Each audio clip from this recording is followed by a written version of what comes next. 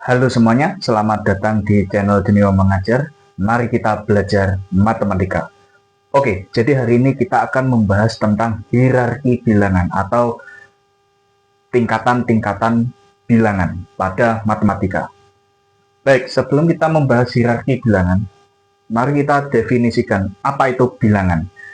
Jadi bilangan itu adalah sebuah konsep abstrak yang dimana konsep ini digunakan untuk menyatakan sebuah pengukuran yang kita lakukan dalam kehidupan sehari-hari.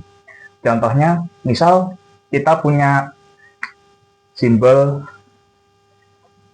seperti ini, di mana di sini menyatakan angka 1.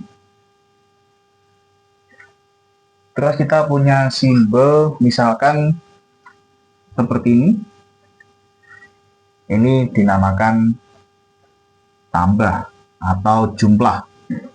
Nah, tetapi apa sih bedanya bilangan dengan angka? Sebenarnya hampir mirip, cuma lebih ke definisinya aja yang berbeda. Kalau bilangan itu konsepnya, kalau angka itu simbolnya. Jadi kalau satu ini itu bilangannya, kalau yang ini itu adalah angka atau simbolnya. Baik, kita sudah punya definisi bilangan. Sekarang bilangan itu terdiri dari apa saja sih? Nah, jadi bilangan itu di tingkatan pertama, jadi di sini sudah ada seperti bagan ya atau peta konsep. Biasanya ini juga kayak yang di kantor-kantor gitu, yang di atas CEO-nya, yang di bawah karyawannya gitu ya. Nah, sekarang ini kita masuk ke hierarki bilangan. Yang paling atas itu ada bilangan kompleks. Apa sih bilangan kompleks itu? Baik, kita akan bicara tentang kompleks. Bukan perumahan ya, bukan kompleks perumahan ya. Tapi di sini kompleks itu kalau di dalam kehidupan sehari-hari kita selalu mendefinisikannya sebagai hal yang rumit. Kalau di matematika, bilangan kompleks itu adalah bilangan yang terdiri dari bilangan imajiner dan bilangan real. Biasanya ditulis dengan A plus BI, di mana A plus BI ini adalah anggota dari bilangan kompleks. Biasanya disimbolkan dengan C.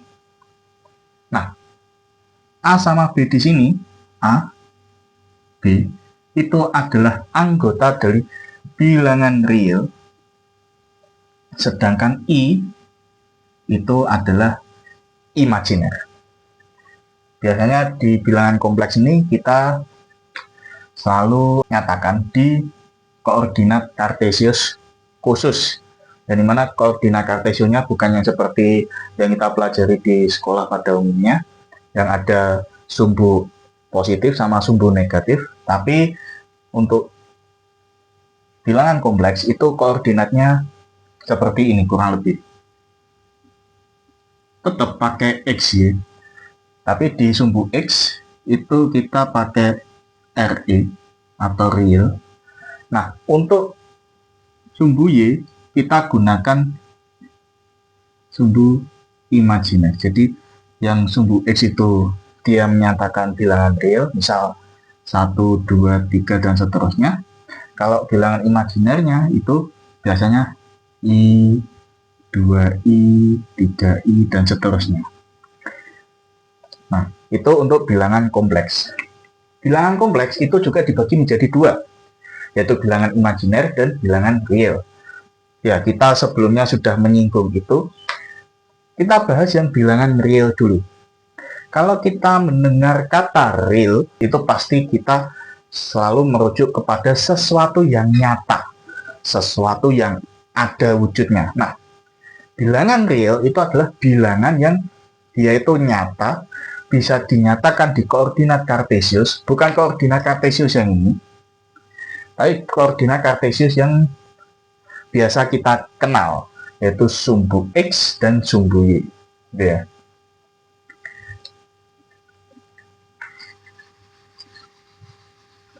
Jadi bilangan real itu bilangan yang bisa dinyatakan di koordinat kartesius. Yang kedua itu adalah bilangan imajiner. Apa itu bilangan imajiner? Jadi imajiner itu adalah khayal. Jadi bilangan imajiner adalah bilangan yang khayal. Khayal itu maksudnya bagaimana sih? Jadi bilangan khayal itu adalah bilangan yang kita tidak bisa menyatakannya di koordinat kartesius yang biasa. Seperti yang saya bahas sebelumnya, kita menyatakannya di koordinat khusus, real dan imajiner. Bilangan imajiner itu, kalau kita punya akar dari negatif 1, seperti yang kita tahu kalau bilangan akar, ya, misal ada akar X, maka X itu harus lebih dari atau sama dengan 0. Ini persyaratannya. Nah, bagaimana kalau ternyata angka yang ada di dalam akar atau X-nya itu di bawahnya 0? Misalkan ini, akar negatif 1. Maka, di sini, sesuai kesepakatan para ahli, maka akar negatif 1 itu dinyatakan dengan I. Nah, inilah yang kita sebut dengan imajiner. Oke, dari sini masih bisa mengikuti atau mungkin sudah mau tidur ya, karena ya namanya matematika kan, kadang ini bisa jadi obat tidur yang sangat ampuh gitu ya. Mungkin kalau nggak bisa lanjut, bisa dilanjutkan besok. Nah, buat teman-teman yang masih bisa melanjutkan, kita lanjutkan ke bilangan rasional dan irasional. Oke, di bilangan real itu juga dibagi menjadi dua, yaitu bilangan irasional dan bilangan rasional. Kita bahas dulu yang rasional. Apa sih bilangan rasional itu? Bilangan rasional itu simpelnya begini. Bilangan rasional adalah bilangan yang logis, ya, atau yang bisa diterima akal. Nah, maksudnya gimana sih? Misal seperti ini. Kalau di matematika, bilangan rasional itu didefinisikan dengan bilangan itu bisa dinyatakan dengan A per B. Ya. Dengan simbol rasional itu biasanya kita pakai Q. Nah, A per B itu bilangan real. Dengan B itu tidak boleh sama dengan 0. Kenapa kok tidak boleh sama dengan 0? Karena sesuai konsep pembagian, suatu bilangan itu tidak bisa dibagi dengan 0. Kalau dibagi dengan 0, maka hasilnya adalah tidak terdefinisi. Nah, lantas bagaimana dengan bilangan irasional? Bilangan irasional itu adalah bilangan yang tidak bisa dinyatakan dengan A per B. Nah, jadi biasanya kalau bilangan irasional itu disimbolkan dengan Q pangkat C, atau kita baca dengan Q komplementen. Apa sih contoh dari bilangan rasional itu? Contoh dari bilangan rasional itu misalnya 2, 1 per 2, kemudian 7 per 3, atau kalau desimalnya itu 0,333. Nah, untuk bilangan rasional, kalau bilangan itu desimal, dia itu akan memiliki pola yang berulang di angka belakang koma. Misal 3333 atau 0,121212 gitu ya, dan masih banyak lagi. Kalau bilangan irasional, ya, sebelumnya kita cari contoh dulu dari bilangan irasional. Kalau bilangan irasional itu contohnya, ini saya hapus dulu. Kalau bilangan irasional itu contohnya akar 2 pi dan akar 3 mungkin, dan 0,1534, yang dimana pola desimalnya itu tidak berulang atau tidak memiliki pola. Itulah yang dinamakan bilangan irasional. Sekarang kita masuk ke pembagian dari bilangan irasional. Bilangan rasional maksud saya pembagian bilangan rasional. Bilangan rasional itu dibagi menjadi dua, yaitu bilangan pecahan dan bilangan bulat. Nah, kita tadi sudah memberikan contoh di bilangan rasional, yaitu 2,5, 7/3 sama 0,333. Bilangan pecahan itu contohnya 1/2, 7/3, dan 0,333. Bisa dikatakan bilangan pecahan itu bilangan yang dia itu tidak utuh atau cuma bagian. Misalnya 1/2 itu satu bagian dari dua bagian, misalnya seperti itu. Untuk bilangan bulat itu adalah bilangan yang utuh. Kalau di sini dia contohnya 2. Nah, jadi bilangan bulat itu contohnya 1, 2, 0. Dan bilangan bulat ini itu juga terbagi menjadi 3. Yang pertama itu bilangan negatif. Yang kedua itu 0. Yang ketiga itu bilangan positif. Nah, kita simulasikan dalam bentuk garis bilangan. Kalau bilangan negatif itu adalah bilangan yang berada di sebelah kiri 0. Dan bilangan positif itu adalah bilangan yang berada di sebelah kanan 0. Dan 0 itu adalah bilangan yang berada di antara bilangan negatif dan bilangan positif. Bisa dikatakan 0 ini adalah netral. Bukan nama band ya.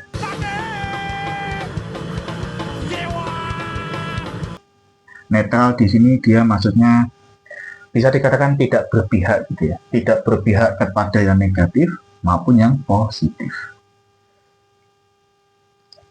Oke, sekarang kita masuk ke pembagian bilangan bulat. Bilangan bulat juga dibagi menjadi dua, yaitu bilangan cacah dan bilangan bulat negatif. Oke.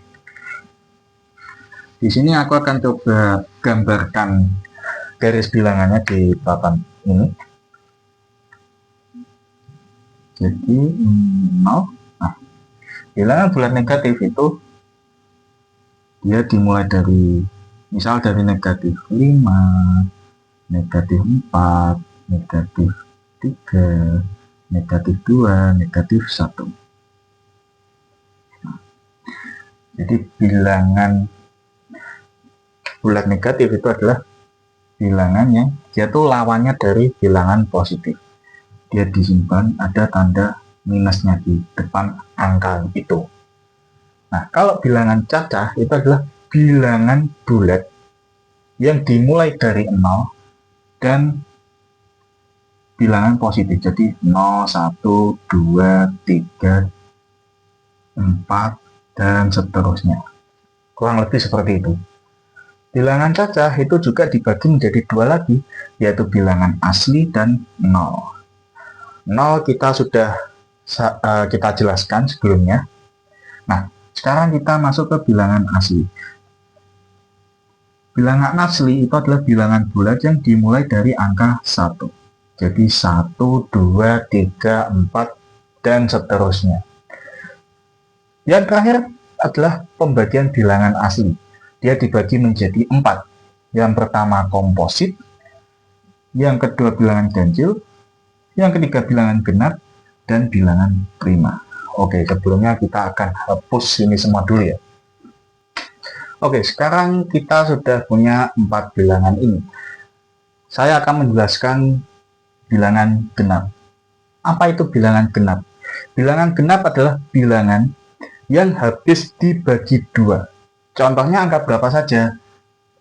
Ada angka 2, 4, 6, 8, 10, dan seterusnya. Ini untuk bilangan genap. Lantas bagaimana dengan bilangan ganjil? Bilangan ganjil adalah bilangan ketika dia dibagi dengan 2, maka dia akan memiliki sisa. Biasanya sisanya itu 1. Contohnya 1, 3, 5, 7, 9, dan seterusnya. Bisa dikatakan bilangan ganjil ini simbolnya bilangan yang tidak bisa dibagi 2, gitu ya. Kemudian kita masuk ke bilangan prima. Apa itu bilangan prima? Bilangan prima adalah bilangan di mana dia tuh hanya punya dua faktor, yaitu 1 dan bilangan itu sendiri. Contohnya 2, 3, 5, 7, 11, dan seterusnya. Jadi saya ulangi lagi, bilangan prima itu adalah bilangan yang hanya mempunyai dua faktor. Atau simbolnya, bilangan itu hanya bisa dibagi oleh dua bilangan, yaitu dibagi sama 1 dan dibagi oleh bilangan itu sendiri. Dan terakhir ada bilangan komposit. Bilangan komposit adalah bilangan yang mempunyai lebih dari dua faktor. Contohnya ada 4, kemudian 6, 8, 10, dan seterusnya. Coba kita ambil contoh 6. Faktor dari 6 adalah 1. Faktornya itu 1, 2, dan 3, dan 6. Dia memiliki 4 faktor. Lantas, bagaimana dengan angka 1? Apakah dia termasuk bilangan komposit? Tidak juga, karena angka 1 itu faktornya cuma 1. Lantas, apakah dia juga masuk ke bilangan prima? Tentu saja tidak, karena bilangan 1 sekali lagi faktornya cuma 1, yaitu angka 1 itu sendiri. Tapi di pembagian bilangan atau di hierarki bilangan itu, angka 1 itu sudah masuk di bilangan ganjil. Atau mungkin pembagian bilangan asli itu tadi, itu bisa jadi 5. Yaitu yang terakhir adalah angka 1. Loh, goyang. Baik, jadi sekian penjelasan hierarki bilangan kali ini.